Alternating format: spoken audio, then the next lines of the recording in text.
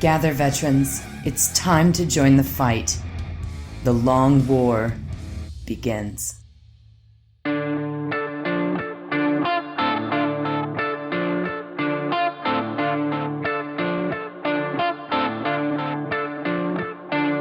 This is The Long War. I'm Robbie B, and joining me once again are my partners in crime, Kenny Boucher, Stephen Ford, Mike Haspel, and Sean Naden.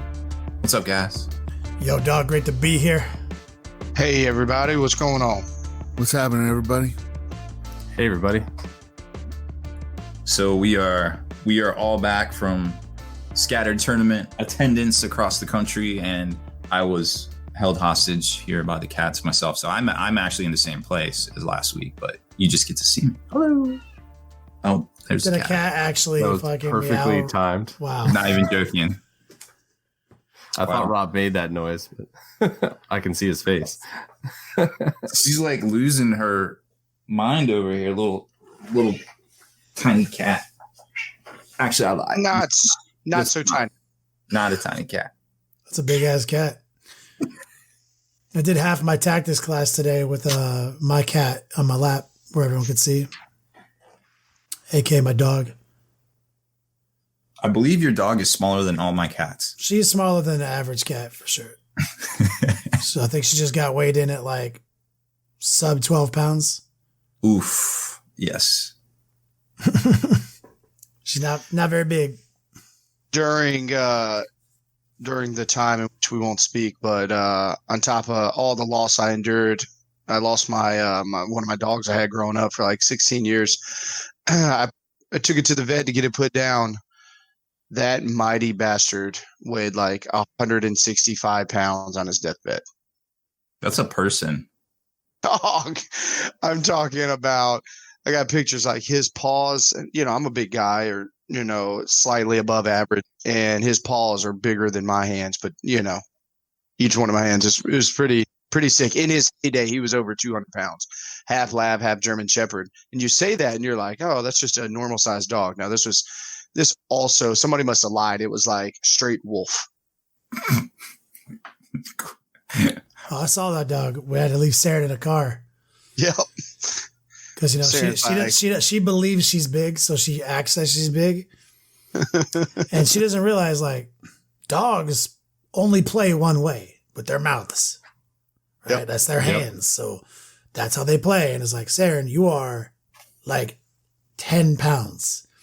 If you're going to go play with this dog all barking at it with your mouth, and it's going to do the same thing to you.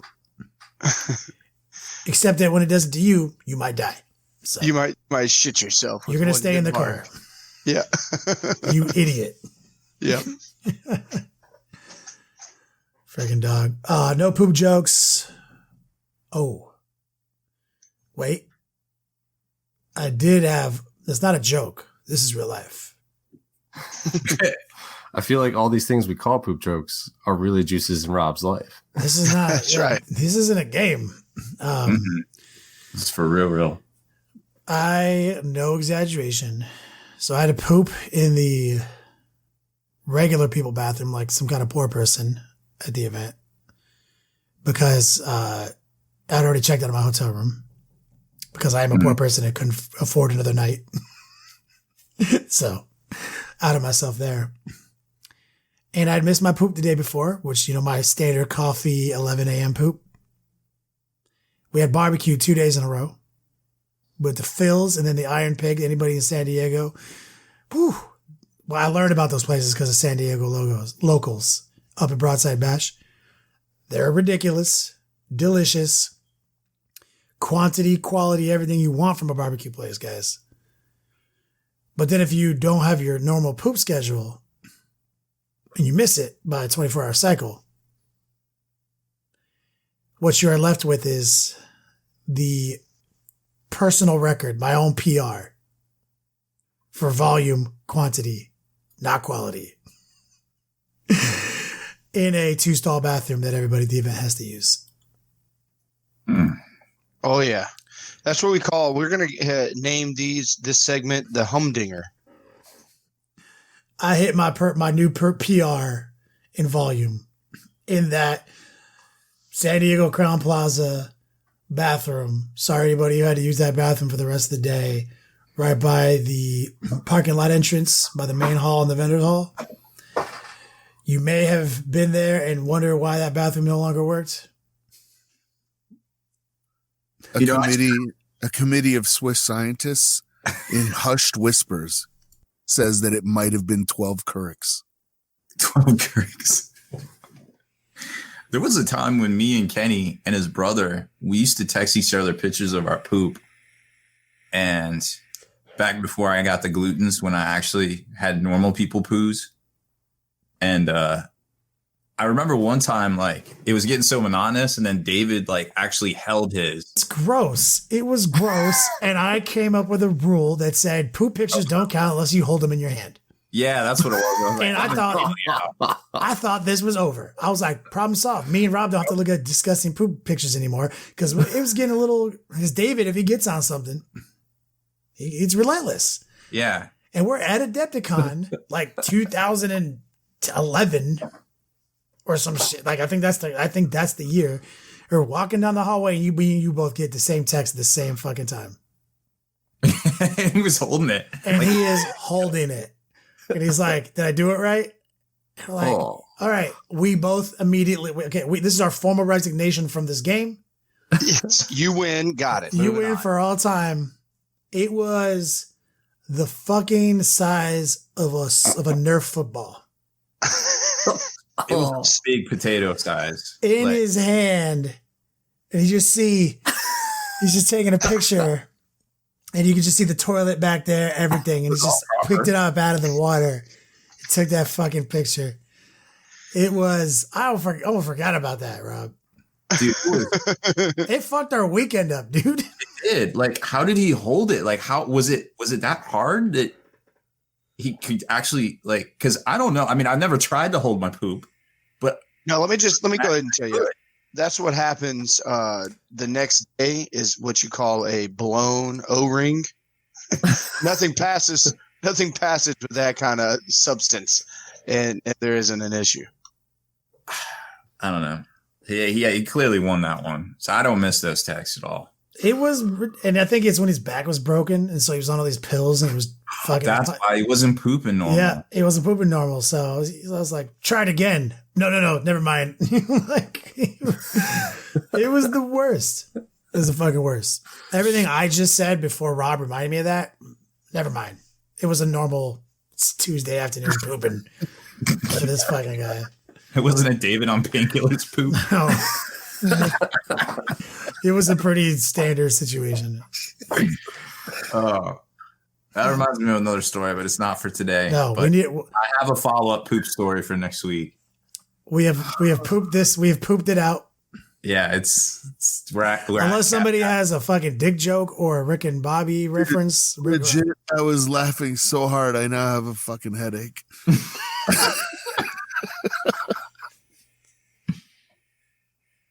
I'm sorry. Another thing David's done to us. Look, we're never going to get out from under his cruelty. It is savage. It's just a big meanie. People think you're the bad one. Yeah, they do. Do some news, or do some news, noob, or give them a table of contents or something. I don't know. So we got a lot of stuff, and I'm not sure if Haspel has anything to tracking on his radar. I know they came up with some video game stuff recently, but kind of no. Haspel's shaking his head. No. That's a big. I've got stuff that's not 40k related, but which we could talk about now, I guess. That they cast Master Chief in the Halo Showtime series. Oh, and then Amazon just hired the casting director for the Wheel of Time, so that's kind of big. Pretty sick big series. The Master Chief. I actually love that actor. It's Haspel, help me. Pablo. I don't remember his last name. Yeah. Dude played an amazing role. I can't remember in whatever the latest film. I think it had 50 Cent in it. It's going to kill me, but either way, an amazing movie. And I was like, gosh, I really like this guy. Did he also do Bane? Is that who that is? Tom Hardy? No. No. Either way, not important. Professionals. You remember that one guy I really like in that movie? I can't remember. That thing that they did that stuff. First in, name you know. Pablo. Last name unknown. Just get used to it. When you start getting old, every conversation is like that. Only you'll know what I mean. When I say, you remember the thing with the guy that one time at the place? And you'll be like, yep. Right. New Star Wars trailer too, Haspel. You missed our discussion on Mike Haspel no longer being a fan of Star Wars. Yeah. That's unfortunate. I know. Here's what's really okay. So I'll talk about this a little bit. I really, like, I watched the trailer and I was just like, this is really dope, but I can't get excited about it because it's like, okay, every single time this one person makes dinner for you, they serve you a shit sandwich every single time. And they just make it look better and better and better. But every time you bite into it, it's still a shit sandwich. So I was like, oh man, this looks really good. And you got Palpatine laughing at the end. Yeah, I knew it was Palpatine. Oh, directed by J.J. Abrams, still a shit sandwich.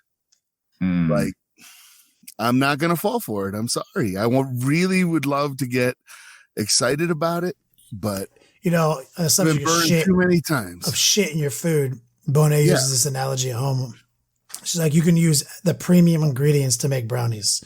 Everything. Organic, top shelf, everything. But even just one scoop of shit. They're fucking shit brownies, son. Yep. Like one spoonful of human feces and this batter that feeds 1 million people. It's a fucking shit brownie. Yeah, and I'm like, and also it doesn't make any sense already. I don't want to like talk about it because I don't want to steal anybody's. I know people are hyped for this, right? So I don't want to steal people's hype. So I don't want to talk about it because I have some real issues that I was like, okay, there are some things that don't make a lot of sense even in the trailer that look really, really cool, but I'm like, no, let people get hyped. You know what I mean? Let people get hyped. Let people love this thing. I didn't see a Skywalker in the trailer, so I don't know which Skywalker's rising. So I gotta see it. They clickbaited me. Yeah. Well, I don't know, man. All right, so I'll go on my movie Star Wars little tangent on who I think the new next badass Jedi is. You ready for this? So, Yoda being one of the obviously greatest Jedis of them all, right? When they introduced him back in the original series that came out, when they introduced that character, he was like a joke. He wasn't a badass wielding a sword right away. He was like just some old cripple man that you were like, that dude can't do shit. He's just talking junk. Your plane crashed. You'll never get it out. You're stuck here. Just a smartass, right? Almost like a comic relief character. Who else has done that in this new series? Maz, or whoever that chick's name is. Maze. Oh, yeah. Tell me that's not the exact same role. And then all of a sudden it's like, oh, you're looking for something? I mysteriously have a lightsaber. I believe that she is the because where there's good, there's got to be bad. Where there's the laugh of the Emperor, there has to be some, the Star Wars has always taught us that where there's one, there has to be the other. So if there is a badass Emperor is back, if that's a real thing, then there has to be somewhere in this realm that they've introduced to us a Jedi Master. And I believe it's her. It might be. I guess we'll find out this Christmas. I'm stoked. I'll go see it. You need to spoil it for me. I will.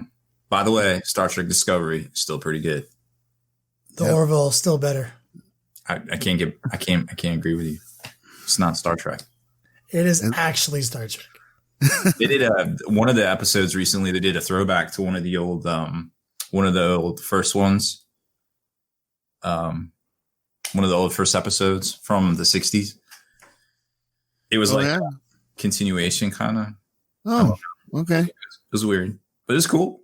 I mean, because I don't remember half of those because I watched them like in the 80s, and that was like 40 years ago or whatever. I can't even keep track of time correctly anymore. So we'll do the non-G-Dub stuff first here. So first up, if you're a fan of the Predator, not the Predator tank, the Predator like makes weird sounds from trees, likes to hunt people. Do it now. Do it. I guess it's not confirmed, but a lot of people suspect that because 21st Century Fox was bought by Disney, they went and kind of cut the threads on all the licensing. So apparently Protos doesn't, at the end of the month, won't have the Predator franchise rights anymore. So they're clearancing all their AVP stuff out like 40% off. It's all priced to move right now. So check out their site if you want to scoop up one of them sweet drop ships or the APC, because all that's going to be gone for like ever until I guess somebody else licenses it or something. Until Maybe Disney ceases to exist. Yeah, I don't think that's going to happen. So that's one big thing in the gamer scene. Also, Miniature Market is clearancing out. They bought up all the Wrath of Kings and the bases to go with it. Miniatures from Simon. I guess the word on the street is Simon liquidated a bunch of stuff to afford the Game of Thrones board game or collectible miniatures game. So don't know exactly what's going on there, but there's a bunch of good deals happening over there on Miniature Market right now as far as that goes. Monster Fight Club's Kickstarter for the pre-painted terrain, which is pretty legit. Why you need to know about Monster Fight Club is because it's all the guys that ran Gal Force 9 for like 20 years or whatever. They make great stuff. They've always been a part of the hobby for many, many, many years. And they're great dudes. They're funded in less than 3 hours. So if they're pre-painted terrain for $40 it's pretty legit. I think the Kickstarter is for plastic versions of it, but you could buy resin versions. I think at Adepticon they had a few for sale and GaryCon last year. So check them out. It's some pretty good deals happening over there for early birds. Obviously, by the time you hear this, it might already be too late, but there's still good stuff over there. Now, on to Games Workshop. What do we got for Games Workshop? So this week is the new Fire Slayers are coming out. So if you're in the AOS, they got their 2.0 book basically coming out this week. And then the last wave 5 of Chaos. So you got the Master of Executions and the Dark Prophet and his Duders and his Merry Men. Oh, and the Chaos Lord with Thunderhammer. So that was in Blackstone Fortress. So they're $25 each. And then the Dark Prophet is $35. Next week, going on pre-order this weekend. If you missed the best Dark Prophet? What the hell is a Dark Prophet? I don't know. What is the guy's name? Dark Disciple?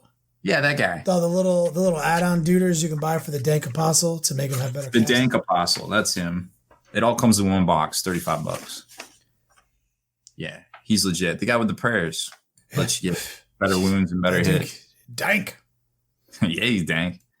So if you missed out the first go around on the best game that you're not playing right now, Titanicus Grandmaster Edition is coming back for 1 week-ish only. I think they got 2 print runs, so they're going to take orders and try to fulfill everything in the first run. If not, it might be a couple weeks delay. But $290 for the Grandmaster Edition. But the good news is that it does come with a lot of knights, and knights are the focus of the new rule set, Doom and Moloch, which is coming out this week as well, $35. Now you can field an army of tiny knights by themselves. So tiny knights for tiny glory or tiny titans for tiny glory. It's your choice. Some updated terrain sets. You can get the little spires and things, little fancy little toppers for the Titan terrain. There's a bundle coming out for $150. There's the single packs for $35. Middle-Earth strategy battle game, Battle Companies 2, $50 rule book, and Eowyn and Mary mounted combo piece, and then also separately on foot for $40. What else is coming out? Lots of books, but one book of note, the Imperial Infantryman's Handbook. Might be a reprint, might be something new. Haven't seen that in years. Yeah. And that's good for a laugh. It's always funny. Oh yeah, it's like they show like a Termagant, and they're like, this is no big deal. Just ignore him. You always find them separately in the wild and like isolated from others, so you don't have to worry about it. Yeah, it's like silly stuff. Now it's coming out in paperback, so it isn't that dope little hardcover kind of journal kind of style, but it's still worth picking up if you're a fan of the Imperials. Heck yeah. Just in general. And then there's the 2 new Warhammer Underworlds Night Vault, the Crime Solving Vault box sets coming out. You've got the Caradon Overlords Thundrix Profiteers for $30 and Yothari's Guardians. Those are the Sylvaneth for $30 as well. And then the cards and the sleeves, all the normal stuff that you would expect coming out with that release as well. I think that's all the big stuff. Night Stratagem cards for Titanicus. And the Warhammer Underworlds, the previous Night Vault expansions, you can get them without cards for a mere $5 less than their normal $30 price tag, direct from GW. According to LT, there's still 41 early bird $100 pledges left for Monster Terrain right at this moment. Sweet. So by the time you guys hear this, there might still be a few. Yep, absolutely. That's the big stuff. That's it. So according to the spreadsheet, we're transitioning into Game of Thrones spoiler-free segment. Yep. At least we're going to do at least 5 of these. Yep. So Haspel, take it away. Very disappointed. I thought there was going to be some resolution to the Captain America story and at least Ant-Man, but no. So that was sad. But no, in all seriousness, it was a good setup episode, I think.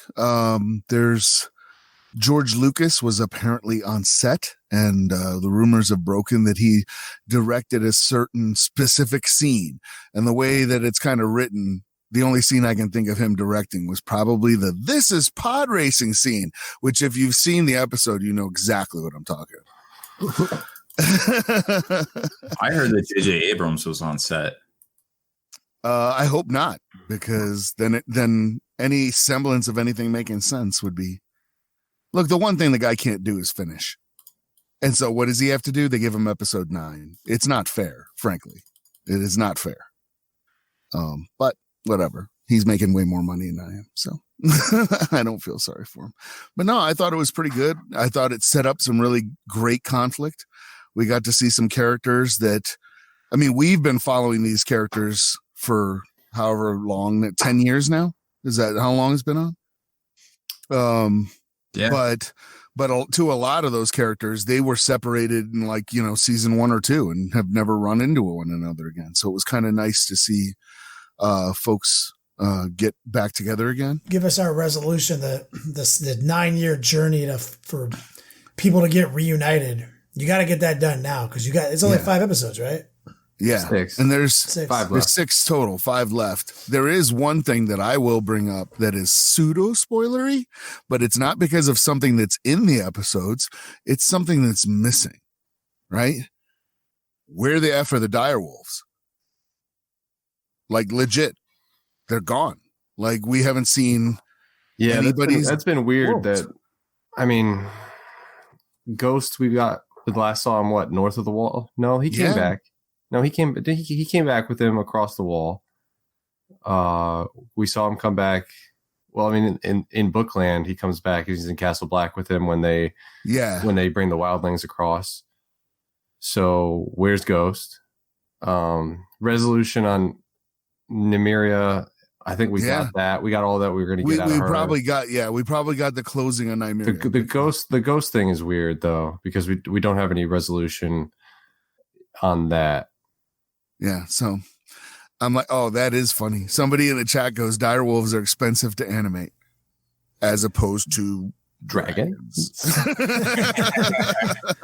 I predict. Actually, I've heard hair is harder to animate. It might be hair and fur because this will be a Disney sidestep, but I guess the hair for the Rock in Moana was the hardest thing about that movie to animate, and they kept being like, no, he needs more hair to be true to form. So they kept adding more and more hair, and that is the hardest thing for that movie to animate. Wow. I predict Ghost shows up as Dragon swoops down, jumps on Dragon's back. You get the Speedball special, launches the direwolf off the dragon, takes out a whole bunch of dead people, and then flame attack the other side. I'm predicting that scene is coming. Yeah. And with George Lucas, it might happen. We're going to call that the Dragon Direwolf slingshot. Oh, I think I saw that in episode 2, or maybe it was 3, when Yoda was fighting the Emperor in the Senate chamber. But yeah, the episode was pretty slow paced. It wasn't quite what I expected after a 2-year hiatus. I thought they were going to come in with a club banger episode, start us off. But yeah, I guess it's a setup. Well, I'm looking at it like it's just 6 episodes that are telling one story. So you're not even out of Act 1 with this first episode. So I have to all admit, set up.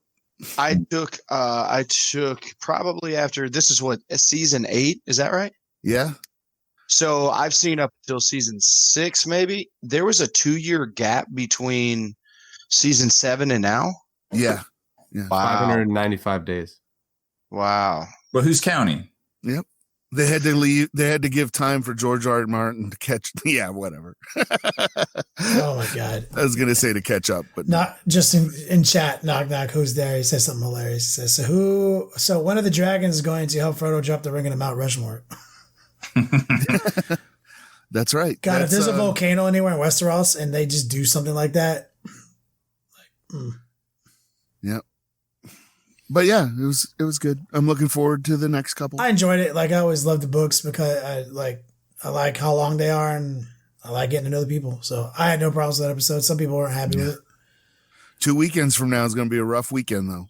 It's going to be rough because we're going to get the Battle of Winterfell and Avengers Endgame in the same weekend. Like your nerd stamina had better carb up. Better take those Spanish fly pills they sell at the bodega down the street. Yeah, you better carb up, brothers, because it's going to get ugly. Moving into Bay Area Open, guys. We got to talk about it. Longwood doubles will be at Bay Area Open in San Francisco. The BAO tickets are on sale. We haven't been promoting a lot. We were kind of waiting for some things to pan out. It's all good to go. I'm going to be there. The West Coast division will be running the event. I don't think none of you guys are going to be there, right? Do they do train cross country? Could I take a train? In like Europe, you could because each one of their countries is the size of a mall. They gotta have trains. When is it, Kenny? End of May. Memorial Day weekend. We should be running on the app though, which will segue into another discussion we're going to have. So if you guys didn't know and you're on the fence and you're at least in California, like it is up in San Fran. So it's not like saying shoot over here from Vegas. It's up in San Fran. But if you're here, you were thinking about going, but you're on the fence, just know that on Sunday there will be a Longwood doubles event taking place. We'll be there all weekend doing a Thug Thizzle. So get your tickets now. Frontline Gaming has been doing an amazing job, not just with the, running their events, not just with, bringing us into the esports world, but something kind of interesting. I think Juice brought it up 3 or 4 episodes ago. And the way he brought it up was like, I don't even really want to talk about it, but it happened. And it was earlier last month when they announced, or maybe even this month, when they announced that they were going to be changing the way Best in Faction works on the ITC score tracking, their Pro Tour, for anyone who's new out there. And they basically are not going to fix any retroactive scores that have already happened. But the only way to win Best in Faction is to be a mono build, and they do have some criteria that you have to meet. Some people were mad. They're like, well, they need to go back and fix everyone else who wasn't already a mono build. That's impossible to ask of the best pairing guys. It can't be done, so stop talking about it. Non-issue. Moving forward, something that I feel like Frontline Game has innovated. I feel like with that one ruling, they're going to have a bigger impact on the hobby side of this event, of this game, this whole fucking thing we do than GW has on their own. Because just by being an entity that people play in and thousands of people are reporting to every day practically, and people are tracking their faction points. And a lot of people are like, well, I'm not going to win this, but I can be best in faction. By switching that to mono, my theory is you have opened up an entire new group of people who now want to play, because so many people have said, I wish it was mono, including Mike Haspel. And my findings from this last weekend at Broadside Bash in San Diego at Kingdom Con, I found some mono builds there that I would not have normally found. And I think Sean said similar things. Yeah, we were looking at a lot of the tournament results from this weekend, and there were a lot of tournament results. And we could already see it happening, where there was in the top threes of several of these events were some mono build armies doing well. So it's pretty remarkable how fast that was. Yeah, doing really well. Like, it's not even to the point where, this is a splash in the ground. Like the Dallas Open, it was actually not even a GT. It was listed as that, but it ended up being a major. Over 110 people showed up this past weekend. While, mind you, in the U.S. there was, I believe, 4 GTs going on. Like, that's unheard of. So the person who won that, I wish I had their name right in front of me, but they won it with 35 Rubric Marines and 2 Zangor bombs, all mono build 1,000 Sun. Now, let me just go ahead and explain something. That man, in my opinion, don't know him from a hole in the wall, but I can bet if this was 6 months ago, if this was 3 weeks ago, before Frontline Gaming dropped this, sub those Rubric Marines and put in 60 Plague Bearers. That's what you see. 60 Plague Bearers with Aramon, 2 Demon Princes, and 2 Dangor bombs. Like, that's just what it is. It's facts. You're right. It would have been 60 Plague Bearers, Sloppity Bob Piper, and fucking Scrivener. Like, it would have been. Boom, the tree, this, that, and then it's like, oh, cool, I'll go Aramon double Zangor bomb instead of Pink Horrors and Bloodletters, like my man JV's been running, Jim Bessel, right? So that's something that you're going to we've immediately seen an impact. And to bring it full circle, like you were doing a second ago, to segue into Mike Haspel, think about this. Mike, when was the actual last time you thought you were ever going to play a game of 40K, if ever? And now there's a chance you're actually going to play in a tournament? Yeah, it wasn't that I wasn't going to play a game of 40K. It was that I was not going to play a game of ITC. And what it stems from, it's actually just a kind of a childish pet peeve, is I complain about Grey Knights. And people will be like, oh man, Grey Knights did great over here. I'm like, oh yeah, what was their build? Oh, it was like 2 men's strike squads and Drago and a Castellan Knight and Guard. And I'm like, that's not a Grey Knight army. You know what I mean? That's a Castellan and Guard army with a Grey Knight in it. And just to fact check and bring it more accurately, back when that conversation happened, it was Supreme Command with 3 Nemesis Dread Knight Grandmasters and Guardsmen. And it was so people were just bringing, at the time, the only 3 things that you could play out of the Grey Knight Codex. That was it. So just so you guys know, like that, and that was over and over again. And Haspel kept saying, "It's like I'm not going to do that. That's not what I want to play. I have 6 Dread Knights. That's not what I want to do." When I play, if I want to play Space Wolves, I want my army to look like Space Wolves, not like Guard with a Space Wolf unit dropped in there. And I understand that people play completely differently, and they use the different detachments and everything like that. But I like the option that the mono build gives me, because then it's like I can play Space Wolves, all Space Wolves. I can play, if I wanted to, Grey Knights, where if somebody does well with Grey Knights in mono faction, that guy is really tight, because he's not relying on a crutch to help him out. I'm sorry if I offend anybody out there who's but I'm like, if you're just sprinkling Grey Knights into your army to do whatever, then it's not a Grey Knight army. It's prior to this, somebody could have chased Grey Knight best in faction, which would have been easier because not a lot of people are playing it, by sprinkling in the smallest amount of Grey Knights and just claiming them as their detachment or the minimum required. So part of being a mono build, part of creating mono build 40k is incentivizing mono builds. Now, obviously, Frontline Gaming doesn't have the ability in game to incentivize you. But since so many people are playing in the Pro Tour and they value things like best in faction, they have incentivized a large percentage of the community to switch to mono build. And you saw this instantly over the weekend. My man Husin, the reigning champ, Bay Area Open. Last year, remember, he was running Blightlord Terminators and a Renegade Knight. And those, like, we were like, Renegade Knights are terrible. Blightlord Terminators, what the fuck is this guy doing? And he pulled it out. He was running 100% mono faction Chaos Space Marines at Broadside Bash, running the Purged. Love it. Running the Purged were the new Renegade Legions. This has instantly already happened. It's probably one of the biggest things that nobody's talking about in this way.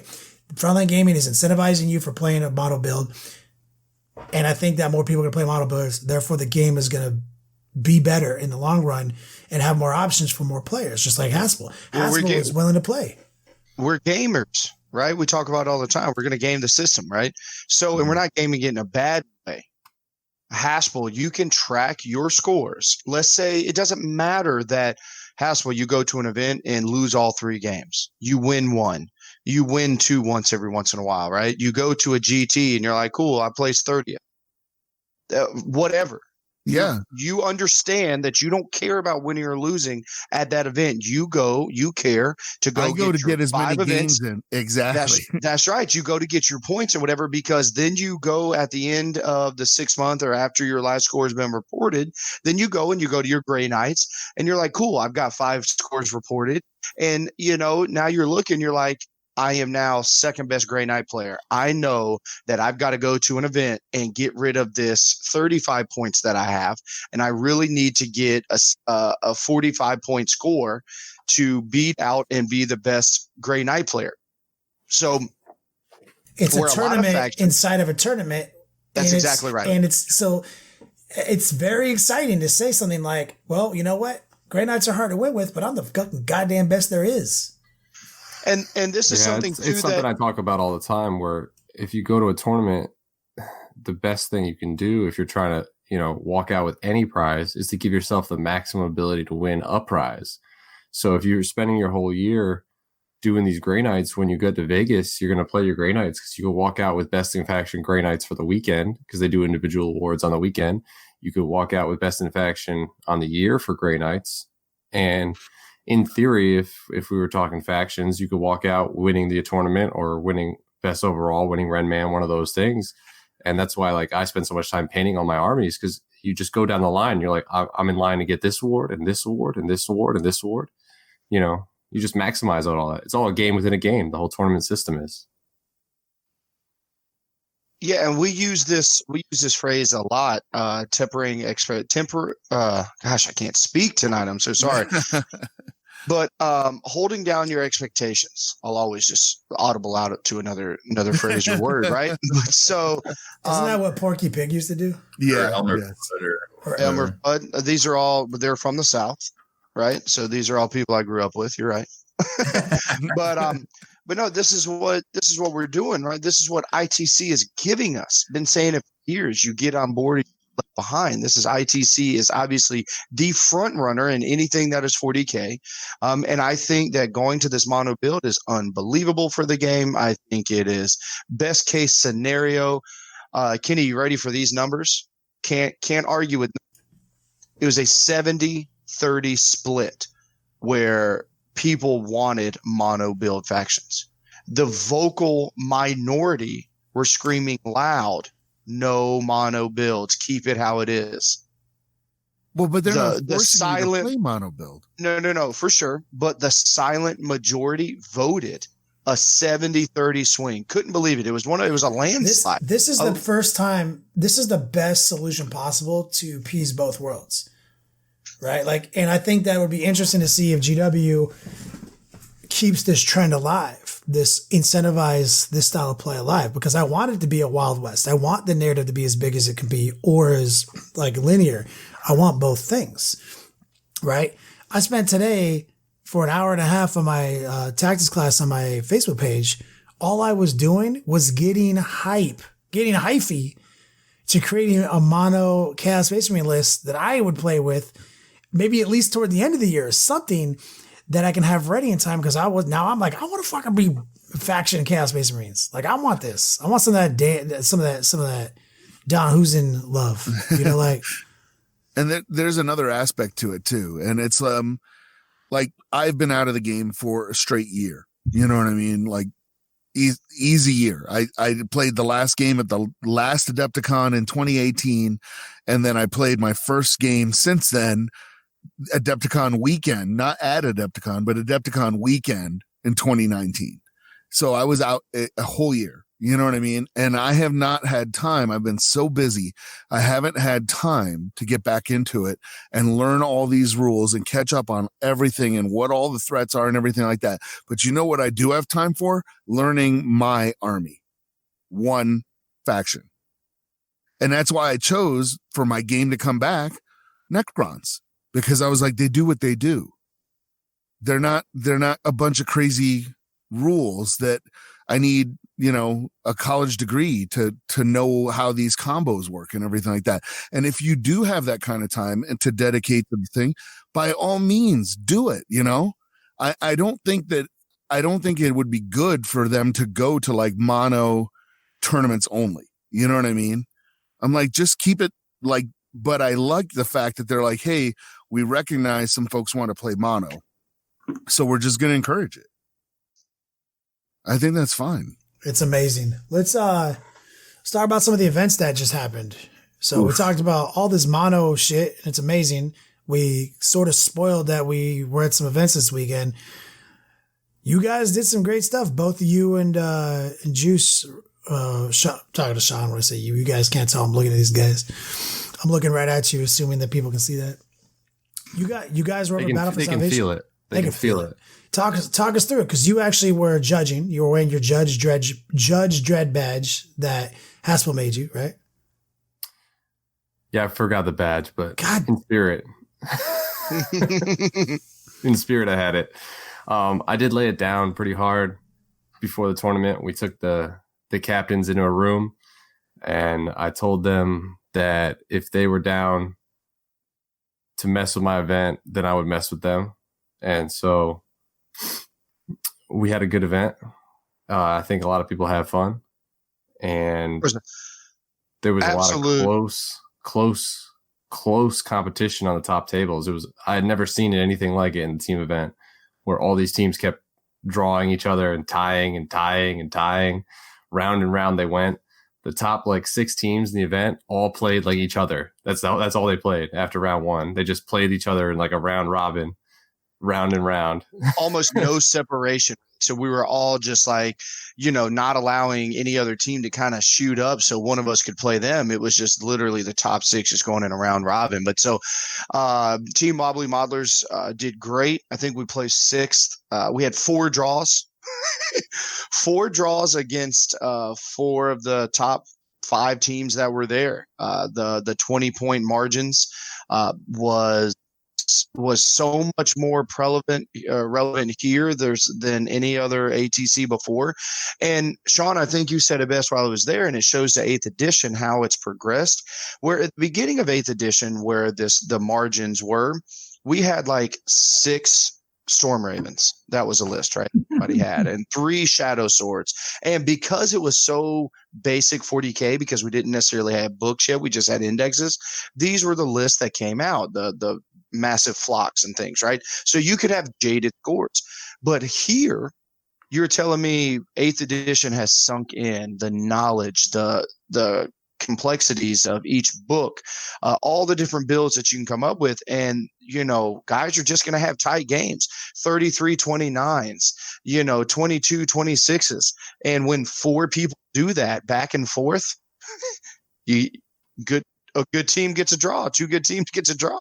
So I think that's going to be the precursor to going into ATC this year, because we know, the Battle for Salvation guys, y'all had 22 starting and 20 throughout the weekend teams, which is unbelievable. 100 people on a weekend that hosted the Broadside Bash. that hosted the Dallas GT Major. That was 110 people. Gigabytes had a GT of 64 people in Atlanta. Shout out Chris Blackham, who won that. Also a battle brother. I mean, you're talking major events going on all across the country, and you were still able to get draw in 100 people to the Northeast. Yeah, and it was great. There was a bunch of top teams that came, that traveled. Quality Control won. That's my team normally. I was not playing with Forum and on this weekend, but we had a lot of teams that had never played in a tournament before, really. And they talked to me and they're like, oh, we usually play in our garage. We've never reached out and done this tournament thing, but this team event sounded cool, so we decided to come do it. And they had a great time. It was really cool to see. And now they're encouraged to go out, and they're going to come to our singles event in October. They're talking about, and they're thinking about reaching out to some local events and just broadening their knowledge of all the great community events that happen in this hobby. Makes sense. That's why we advocate for team play so hard here on this podcast, because it's the number one format that gets people in, out of their basements and into convention halls, interacting, networking. Rob knows. It's how me and Rob met. Step 1, find a cat. Step 2. But we're talking about the same thing after all. I thought we've. So speaking of tournaments too, I do want to mention that June 1st of this year, Beats Lab Gaming is going to be hosting a 2-day GT. For all the details, make sure you head on over to Facebook /Beats Lab Gaming. Check it out. Get you a ticket. Right now, we are reserving 45 spots because that's what we can hold within the walls of the hobby shop. But we are keeping everybody on a tentative wait list, and we will know depending on the fluctuation, within a couple weeks of the event selling out. Maybe I'm in negotiations with potentially potentially moving the event if it does reach 60 people on the wait list and people that are down to pay, to move the entire thing to there's a huge convention center open space in the Holiday Inn right behind the hobby shop. So we're kind of don't want to turn anybody away, and if we can make it work, we'd love to have everybody out. You mean if it's at the Holiday Inn, you could just wake up at 7:00 and just walk downstairs? That's right. Well, you're not doing 7 a.m. start times, right? That's also correct. Thank you. I was like, we don't advocate for that here on this podcast. No. Nope. Good. Love 8:30, 9 a.m. starts and being done by 6:30, so the whole damn group can go eat some dinner somewhere. Hell yeah. I was at Broadside Bash this weekend, the last ever San Diego Kingdom Con. 10 years. They finally closed the doors on it this weekend. It was sad because Broadside Bash has been a staple of San Diego gaming community for so long, and they're looking for a new home. They said it wasn't over if they can help it. They were kicking around the idea of selling all their mats and terrain. They actually made a big announcement. They're selling all their mats for like $30, like all this shit. And then 10 seconds later, they were like, nope, we're not doing that. And on their megaphone.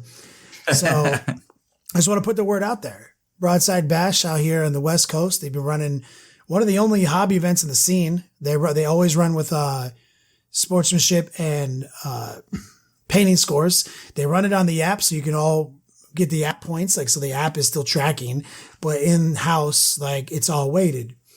Big shout out to Reese, who actually won it on both the app and the IRL. Our dear friend from Frontline Gaming. Yours truly got best sportsman. I got best sportsmanship. Got an awesome sportsmanship trophy. I think I won. I can't remember what I won last year because I used funny names. This one's the Bosun. I think I got a different name last year. And last year they didn't put the other titles on them. What does this mean for regular people, for non-deck crew people? It's an officer in charge of. It's just like a dude in charge of people. It's like a. Maybe I was quartermaster last year, but I don't even know what it meant though. Quartermaster Bosun is basically in charge of equipment for the Navy. Quartermaster is for Army, basically, right, Haspel? I think. I don't know. But doesn't the Navy also have a quartermaster? But he's a different person. He's also an officer.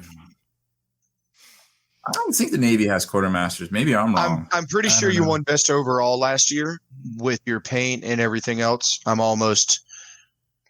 Maybe best general. Well, Maybe it was like, maybe they called it a different thing. Maybe you're right. I think it was like Red Man. I basically won. I think I won Renaissance Man last year. Yeah, I think you went 5-1 and won best. And you're obviously it's okay painted. That makes sense. I just couldn't remember because they didn't actually put like this year they put in brackets on the trophy like best sportsman.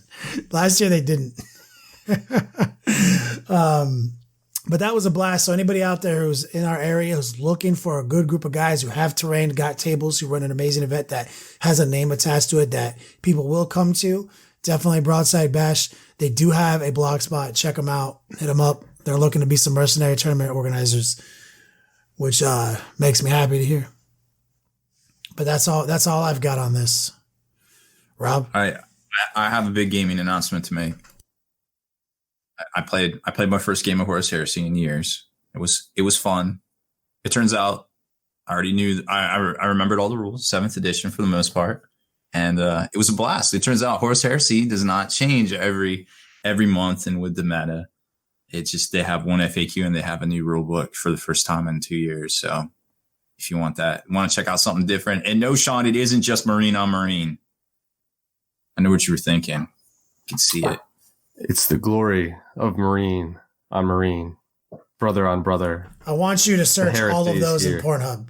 Brother on brother, Marine on Marine, the glory of. See what you get. Primaris. Definitely put in Primaris. You'll get Caligar's definitely in that search. Yeah, for sure. No, Heresy's fun. Check it out. It's a good game. It's the other game. Best game out there that you're probably not playing. What's better, Horsey or Titanicus? I like how you call it Horsey.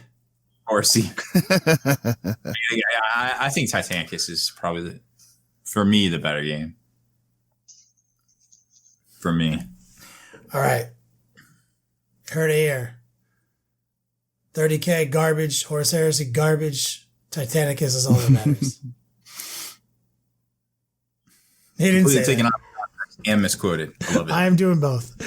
Yeah. Don't trust me to write anything on your blog. You will be mad. I'm Ron Burgundy. Go fuck yourself, San Diego. What are the best movies of all time? Well, Ship's Computer. Highlander. Will you engage the warp drive? Whatever. This will take us out of here. Bojis Berntis Amazis Simorgor Jomi Amazis. Valar Mogulis.